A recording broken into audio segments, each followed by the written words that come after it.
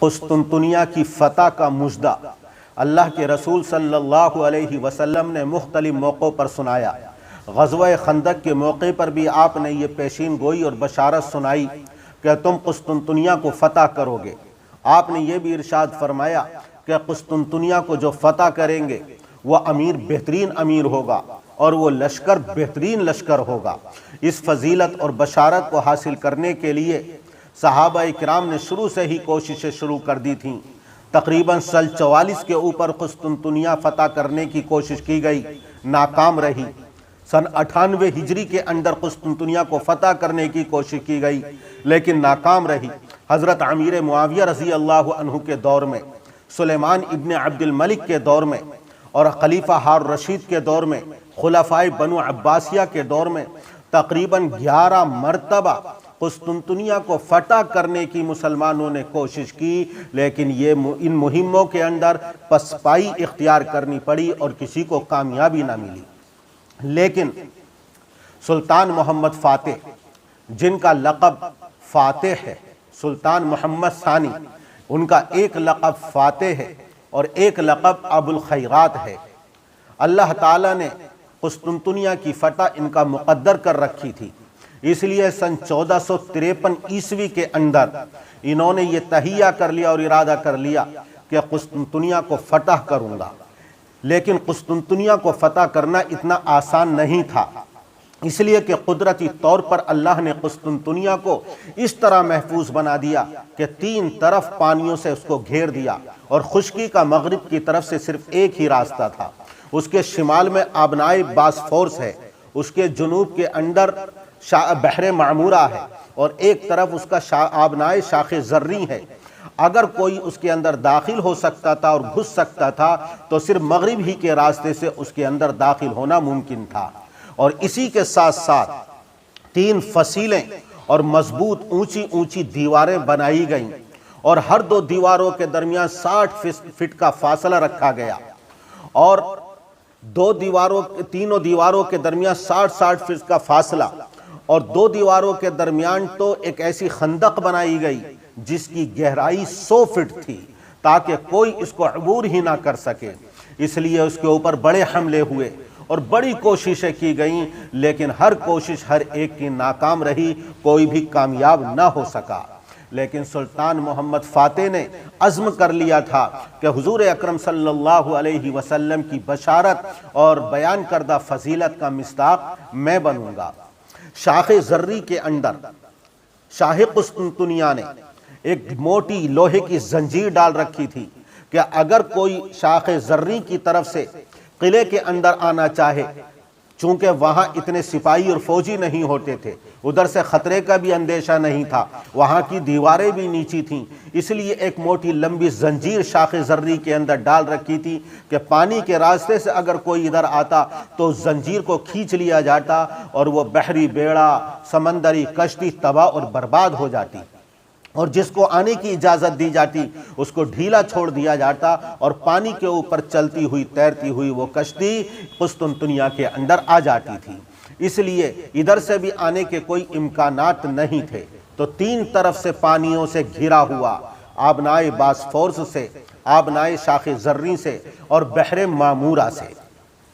جب سلطان محمد فاتح اس کو فتح کرنے کے ارادے سے نکلے ہیں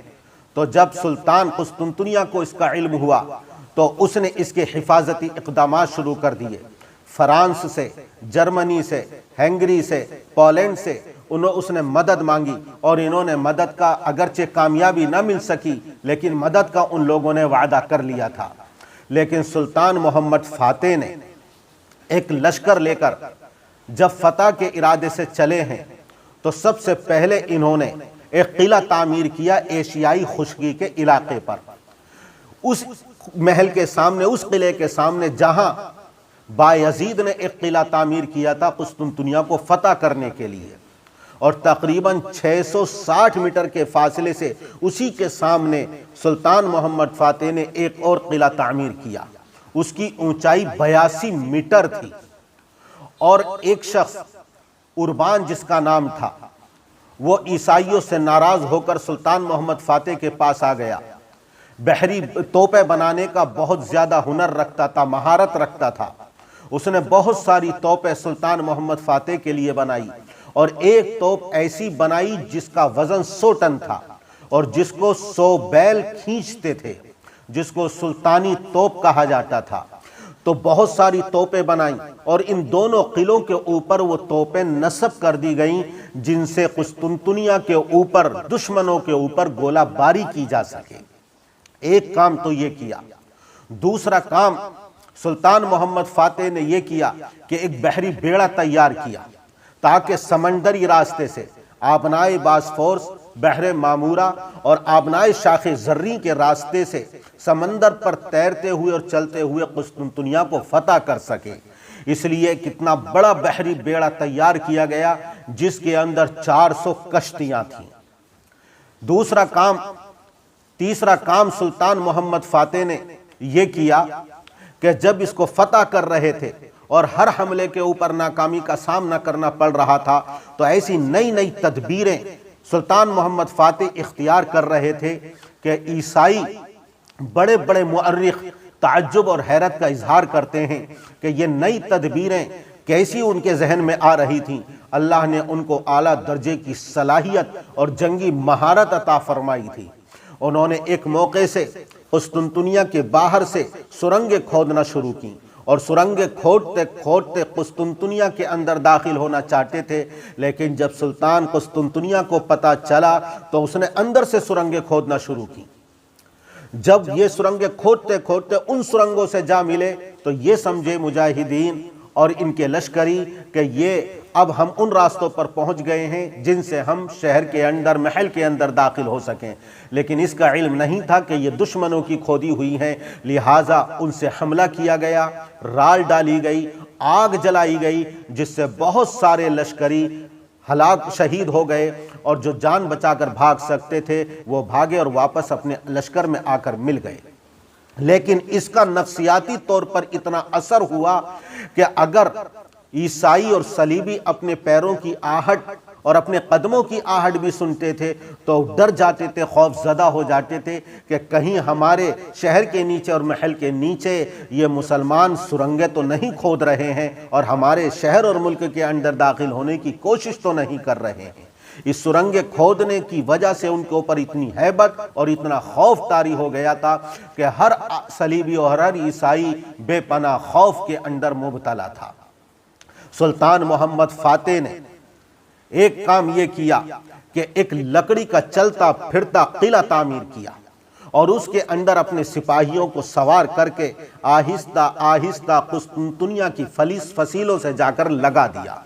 کچھ نے چڑھنے کی اس کے اوپر کوشش کی، لیکن صلیبیوں اور عیسائیوں نے آگ کے گولے برسائے، توپوں سے گولے برسائے، جس کی وجہ سے اس میں آگ لگی، اس میں کامیابی نہ مل سکی۔ لیکن سلطان محمد فاتح ہمت نہیں ہارے، انہوں نے کہا کہ ہم اس کے بعد 4 چلتے پھرتے لکڑی کے قلعے تعمیر کریں گے اور ان فصیلوں سے جا کر لگا دیں گے اور فصیلوں کو ہم عبور اور پار کر لیں گے۔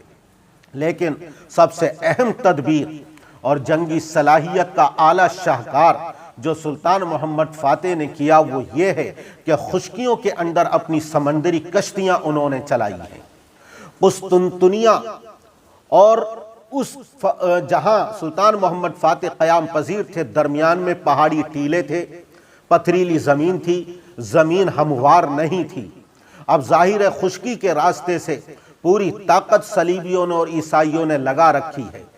اور 3 طرف سے پانیوں سے یہ گھرا ہوا ہے۔ کس طرح قسطنطنیہ کے اندر داخل ہوا جائے؟ آبنائے باسفورس شاخ زریں کے اندر ایک لوہے کی زنجیر ہے جو پار نہیں ہونے دیتی ہے اور کشتیوں کو تباہ اور برباد کر دیتی ہے۔ فصیلوں کے اوپر ان کی توپیں ہیں جو گولے داغتی ہیں اور آگ برساتی ہیں۔ اس لیے سلطان محمد فاتح نے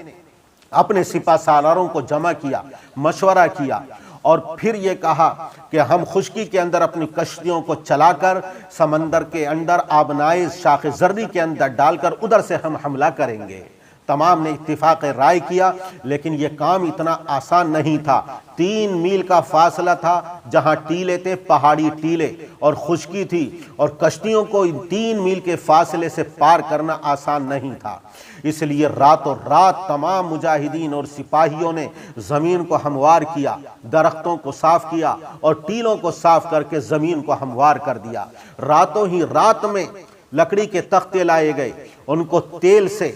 چکنائی سے اور دوسری چیزوں سے چکنا کیا گیا اور پھر بچھایا گیا، اور ان کشتیوں کو تقریباً 70 کشتیاں استعمال میں لائی گئیں، ان چکنے تختوں پر چلا کر 3 میل کا فاصلہ طے کر کے شاخ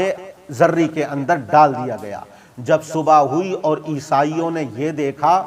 کہ ان کے جہاز اور کشتیاں اور بحری بیڑا آبنائے شاخ زرری کے اندر داخل ہو چکا ہے اور ادھر سے حملہ کرنے والا ہے، تو ان کے حوصلے پست ہو گئے اور حیرت میں پڑ گئے، یہ کیسے لوگ ہیں، کیسی اعلیٰ جنگی صلاحیت رکھتے ہیں کہ 3 میل کا فاصلہ طے کرنے کے بعد ناہموار زمین پر، ٹیلوں پر، پتریلے علاقے پر اپنی کشتیوں کو شاخ زرری کے اندر لے آئے ہیں۔ ان کے حوصلے پست ہو گئے۔ ادھر سے پھر داخل ہونے کی کوشش کی گئی، فصیلوں کو پار کرنے کی کوشش کی گئی، اور اس طرح انہوں نے کشتیوں کو خشکی میں چلا کر اور ہر طرح کی تدبیریں اختیار کر کے ایک وقت وہ آیا کہ تقریباً صرف 24 سال کی عمر میں سلطان محمد فاتح نے قسطنطنیہ کے اوپر اسلامی پرچم لہرا دیا، اور حضور اکرم صلی اللہ علیہ وسلم کی اس حدیث کا یہ مصداق بنے